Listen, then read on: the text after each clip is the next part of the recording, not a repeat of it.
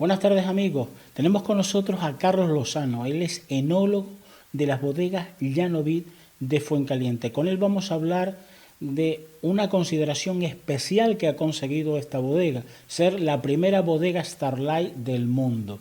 Vamos a conocer la relación entre la producción vitivinícola de esa zona y el universo, y la observación de las estrellas y de las constelaciones, de la ley del cielo. Vamos a conocer también pues el viñedo, los varietales de esa zona. Vamos a conocer la diferencia entre la producción de la bodega, que tiene dos marcas como marca Llanoví y marca Llanos Negros, y vamos a hablar de la sequía y vamos a hablar del mundo del vino. Lo primero de todo es saludar a Carlos Lozano y preguntarle exactamente en qué consiste ser la primera bodega Starlight del mundo. La bodega Starlight es una certificación que da la fundación y en este caso nosotros pues llevamos años trabajando con todo el tema que se refiere a la observación de estrellas, de la luna, del sol y con los turistas, ¿no? Y bueno, lo principal es que trabajamos respetando el cielo de la isla de Palma. Y para ello pues nos hemos, mm, digamos, informado a través de la Fundación Starlight qué mecanismo había que llevar para certificarnos. Y ella lo primero que nos dijo, la Fundación, que tenemos que respetar la contaminación lumínica, ¿no? Y eso fue el primer trabajo que hicimos, ¿no? Aparte de eso, de promulgar y promocionar el cielo de La Palma.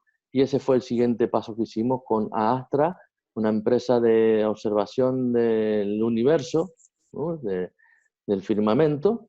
Nos pusimos en contacto con ellos y trabajamos en conjunto, ¿no? Y sacamos una tematización que se llama Luna y Vino. Y a partir de ahí empezamos a tematizar otros productos como es el vino, ¿no? Y en el año pues 2014, si no me equivoco, sacamos el primer vino tematizado de la isla Palma y yo creo que de Canarias, pues vinculado al cielo de la isla Palma, que es lo fundamental. Estamos yo creo que la mejor isla en cuanto a observación, tenemos el observatorio, tenemos un cielo totalmente limpio, protegido, y esto nos ha permitido pues trabajar en un cielo que precisamente está bajo los viñedos que cultivamos, que cultivan nuestros viticultores, que están también a su vez influenciados por la astronomía o por los astros, si queremos llamarlo así, como puede ser la luna y el sol los principales, ¿no? Y bueno, todo esto va vinculado y lo introducimos dentro de las visitas que tenemos en la bodega y que tematizamos, como ya he dicho anteriormente, con, con respecto al cielo de la isla de Palma, ¿no? Esto va a suponer un valor añadido para las bodegas Llanoví. En la bodega es Bodegas Llanoví, fiscalmente se llama Bodegas Llanoví. Y Bodegas Llanoví tiene dos marcas, Teneguía y Llanos Negros. Lo que sucede es que en la isla de Palma es más conocida como Bodegas Teneguía, de siempre, ¿no? Y bueno, nosotros seguimos llamándola Bodega Teneguía, pero la empresa se llama Bodegas Llanoví y tiene esas dos marcas que he dicho, Teneguía y Llanos Negros. Teneguía es la marca más conocida y Llanos Negros es una marca que sacamos en el año 2014, vio la luz, venía gestándose hace años atrás, porque pensábamos que el cambio de gusto del consumidor que hubo, pues permitía, digamos, nos ha hecho desviarnos un poco de la idiosincrasia de nuestra identidad, ¿no? De los tipos de vino que teníamos, de la viticultura, y entonces fue la idea de crear Llanos Negros para mantener esta vinculación de unos viñedos muy antiguos, de más de 100 años, una viticultura muy trabajosa, hecha toda a mano, sin mecanización. Y bueno, los Llanos Negros ha sido ese filón de querer mantener lo que era antiguamente Teneguía. O sea, había unos vinos que se elaboraban de siempre, llegó un momento que hubo que cambiarlos por el gusto del consumidor y Llanos Negros ha sido el mantenimiento de ese gusto, de esa tradición que manteníamos anteriormente con Teneguía. Lo hemos desviado, ¿no? pero no son bodegas. Bodegas Llano Vid son dos marcas. Bueno, Carlos, vamos a comenzar pues conociendo un poco pues cómo comienza esta andadura. Comienza con un trabajo de visitas etnoturísticas, comienza también pues sacando allá por el 2012 el Malvasía Estelar. Bueno, coméntanos un poquito, porque esto Bien, llevó muchísimo trabajo y sí, mucho esfuerzo, ¿no? sí, bueno, nosotros ya llevábamos años trabajando con el tema de la astronomía en la bodega, tematizando productos, ¿no? Y sobre todo con las visitas, no solamente visitas a la bodega, sino también visitas a viñedos y, como dije también anteriormente, con la empresa Astra y con otras también, ¿no? No solamente con ella, a través de los visitantes que venían a La Palma en hoteles, pues lo traíamos a la bodega y vinculábamos siempre todo esto, ¿no? Lo que es el territorio en sí, pero de una manera mirando hacia el cielo. Realmente miramos los viñedos, miramos el terreno, hablamos de suelo, hablamos de vinos, hablamos de bodegas, pero nunca hablamos del cielo de la Isla de Palma. Y eso fue la idea que tuvimos para sacarle, digamos, este filón. Y entonces ya tenemos, digamos, el conjunto, ¿no? De tener cielo, tierra y vino fundidos, ¿no? En uno solo. Es una experiencia más, es un producto más que hemos creado en la bodega que creo que no se debería de escapar. Y fue el trabajo de año tras año y hasta que llegó el momento de certificarnos y ponerlo en manos de la Fundación Starlight. Ellos nos exigieron unas normas, nosotros las cumplimos y bueno, nos han certificado. Pero no cabe duda que lo principal es que el turista que nos visita se lleve una experiencia de todo esto. No es, el vino quizás es el hilo conductor, pero es el producto final, ¿no? Aquí lo ideal es que el turista vea un viñedo, un suelo volcánico, le hables de la edad del viñedo, de la edad de tu isla, de cómo se formó geológicamente, por qué no hay filoxera, de todo, por qué hay que hacerlo a mano y no se puede hacer de otra manera, la observación de las estrellas, por qué la luna es de esta manera, por qué influye la luna en nuestros viñedos, por qué influye en la flora que está a su alrededor, todo. Y al final tomamos un vino y con productos de La Palma. Pero si te fijas, el vino es el último producto.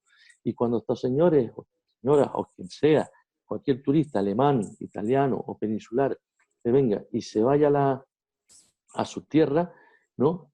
Hable del cielo de La Palma, hable de los viñedos de La Palma, hable de la bodega y al final dirá que ha tomado un vino magnífico.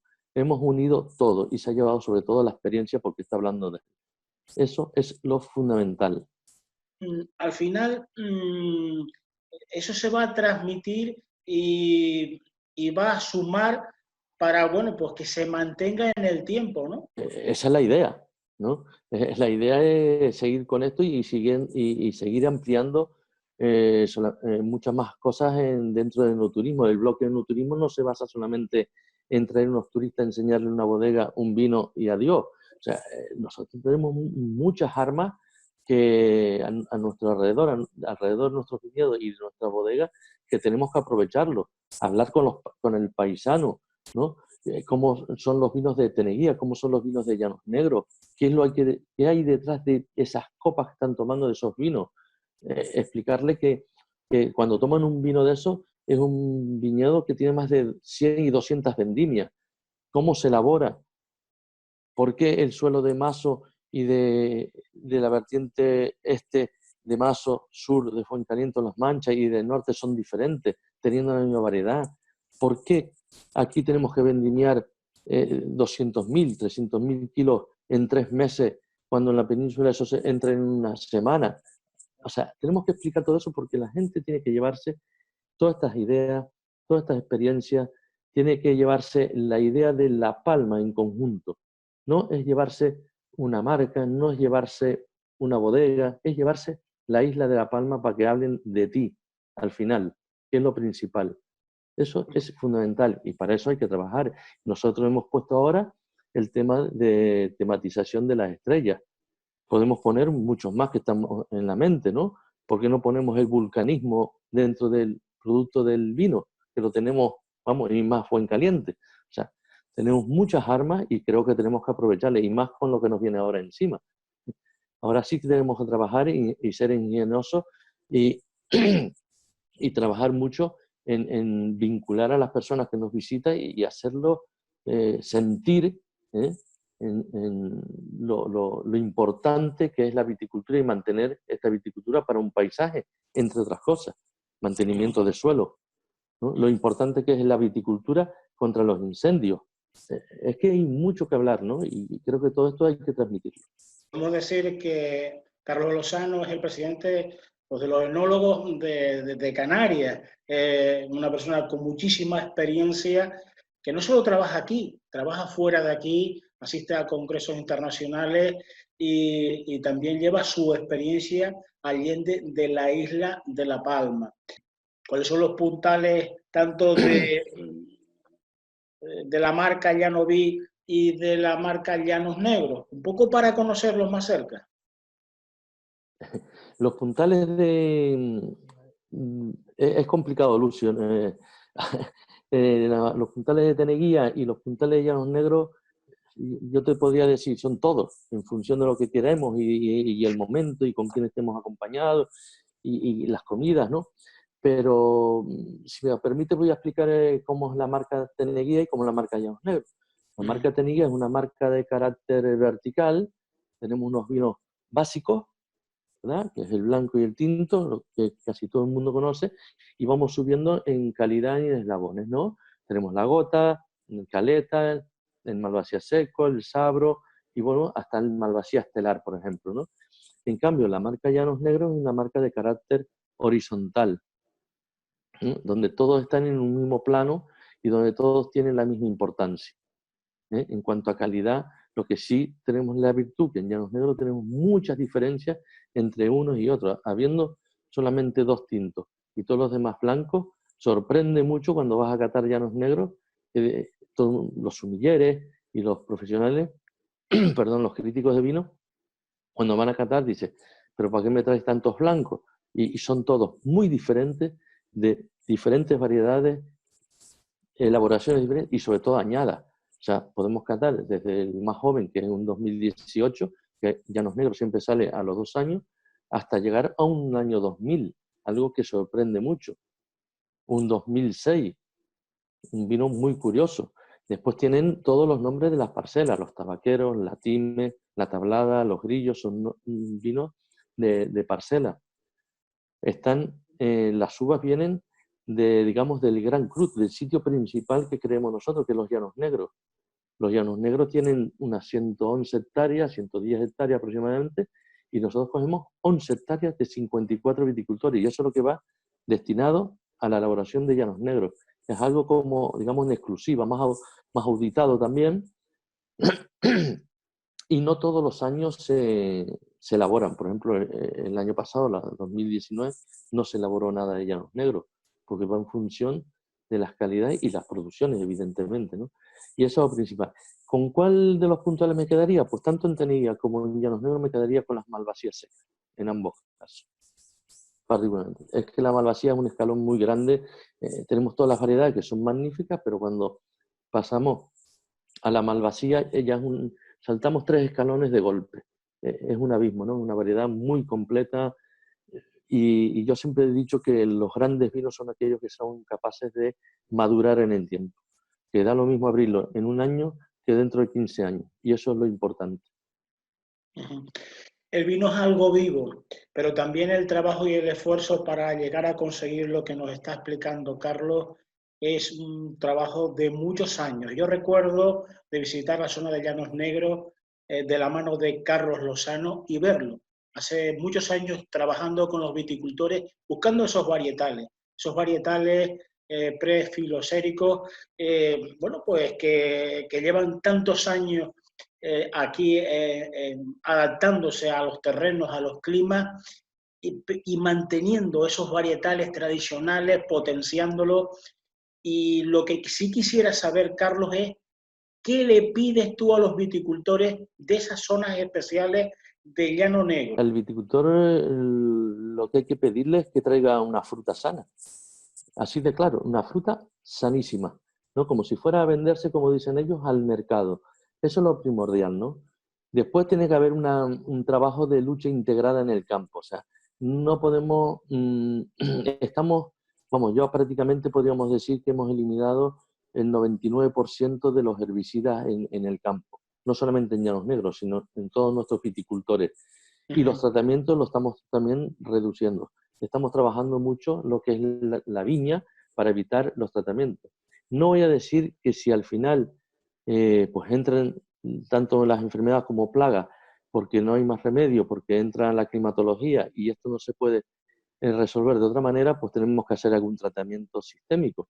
Y hay que darlo porque no podemos perder las cosechas. Y más como están viniendo cada año cada vez menos, ¿no?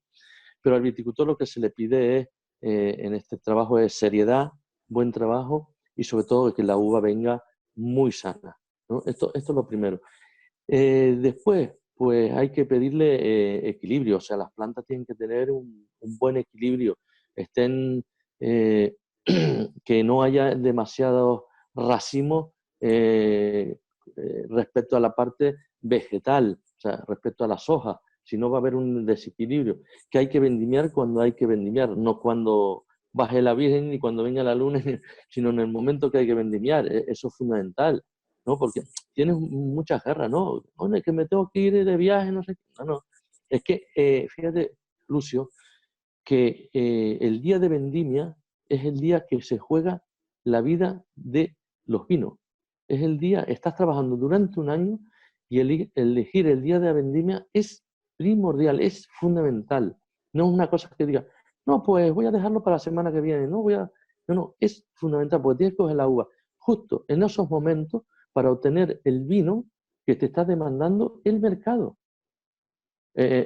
Cuando yo diseño un vino, no diseño el vino desde la viña, sino yo tengo que ver lo que me está pidiendo el mercado para saber qué vinos tengo que elaborar, para saber qué uva tengo que recoger. Entonces, tengo que partir desde el consumidor hacia atrás. Entonces, esto es muy complicado de transmitírselo al viticultor. Es muy complicado. No, ¿qué más da? No, no, sí da. O sea, tenemos que coger la uva cuando es y punto. Sí, ¿no? Y a lo mejor hay viticultores que dicen, no, pues yo lo voy a dejar una semana más, como si... Entonces tienes que hablar y trabajar y dárselo a entender. Es un trabajo arduo, pues si fueran 10 viticultores, bueno, pero cuando trabajas con 280, 290 familias y viticultores que van a venir a los hijos, ¿no? Pues es complicado. Pero bueno, se lleva a cabo, ¿eh? Se lleva a cabo. ¿Y cómo se consigue esto, Carlos, habiendo una sequía que merma la producción? Pues como te dije antes, trabajando el viñedo es complicado, ¿eh? Es alarmante ya lo que estamos viviendo. Ya llevamos 5 años prácticamente sin llover lo suficiente. Eh, el terreno de sur de Fuencaliente es un terreno que mantiene muy bien el agua, pero claro, ya 5 años sin llover, pues las plantas lo están sintiendo, ¿no? ¿Qué vamos a tener este año? Pues hay mucho viñedo que ya se está arrancando porque está seco, así de claro, y después vamos a tener unos racimos de uva que no van a cuajar bien, vamos, no van a crecer y tendremos problemas de graduación, tendremos problemas de acidez, tendremos problemas de pH, tendremos problemas de extracto seco, y entonces hay que trabajar el viñedo. ¿Dónde se trabaja el viñedo? En esta época, en la poda en verde. Y ahí es donde hay que trabajar, pero tendremos problemas. ¿Y qué tenemos que hacer? Ir trabajando desde la bodega, sí sé que estamos trabajando para intentar poner unos diferentes depósitos de agua, a ver si podemos hacer conducciones y empezar a regar el viñedo. Ese es el otro tema ahora. El regar el viñedo hay que saber gestionar el riego, no es echar agua simplemente. Es como la vendimia, ¿eh? Una cosa es cortar uva y otra cosa es vendimiar, ¿no? Que mucha gente dice que va a vendimiar, pero está cortando uva y no es lo mismo, ¿no? Pues aquí también, en este caso, el regar, es saber ponerle a disposición el agua suficiente al viñedo, no el exceso ni menos, sino lo que es, para que saque unos racimos compensados con lo que quiere el producto final, que es el vino. Pero el clima también afecta. Estamos viendo que el cambio climático produce pues alteraciones en los climas. Este año, en enero, corrígeme Carlos si no es así, yo no noté tanto frío, pues pudiera producir una brotación de las ñemas lo suficientemente bien. ¿Tú cómo lo viste? Bueno, evidentemente el cambio climático lo vemos todo. Está ahí y, vamos, nadie puede decir que no. Lo que tenemos que es saber trabajar con él, porque es que lo tenemos, entonces tenemos que saber trabajar con él. Tenemos que saber que ya las variedades que teníamos antes, muchas variedades que teníamos antes de costa, pues ya no nos vale, entonces tendremos que irlas subiendo. ¿Eh? Y hablo simplemente de una variedad como el listán blanco, ¿no? El listán blanco ya en la zona de costa sufre mucho, tendríamos que vendimiarla mucho antes, tendríamos que vendimiarla a lo mejor de 9, 8 grados para que esté compensada. Pero en cambio, si nos subimos de 700 metros hacia arriba, esta variedad la podemos recoger, vendimiar entre los 12 y 13 grados y con buena acidez. Por lo tanto, ahí es donde tenemos que trabajar con el viticultor y ir poniendo las variedades adecuadas en su momento. ¿Qué pasa con los cambios, como dices tú, de enero, febrero? Esto cada vez se da más, ¿no? Que no hay parada invernal. Antes llegaba diciembre, enero y febrero, venía frío, se le caía la hoja al viñedo y había una cierta parada. Ahora mismo no hay parada invernal.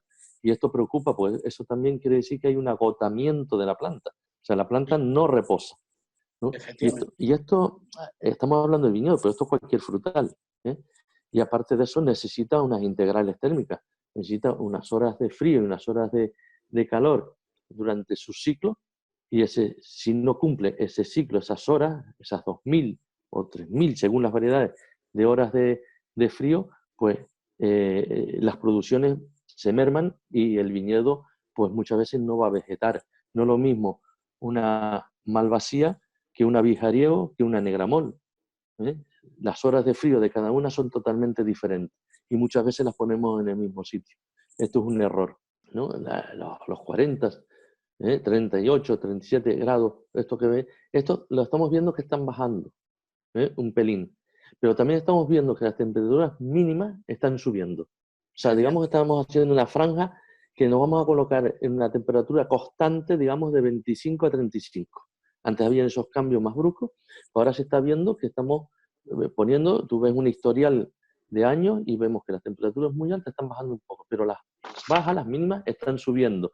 Y esto va a hacer que el viñedo tengamos que controlarlo de alguna manera. Él se va adaptando, como siempre se ha adaptado toda la vida, pero tenemos que, el viticultor tendrá que ir sabiendo cómo ir trabajando el viñedo. A lo mejor tendremos que, eso de podar en febrero, pues lo tendremos que pasar a podar en diciembre. Así de claro. Tendremos que ir viendo todo esto. Y además tenemos que verlo muy rápido.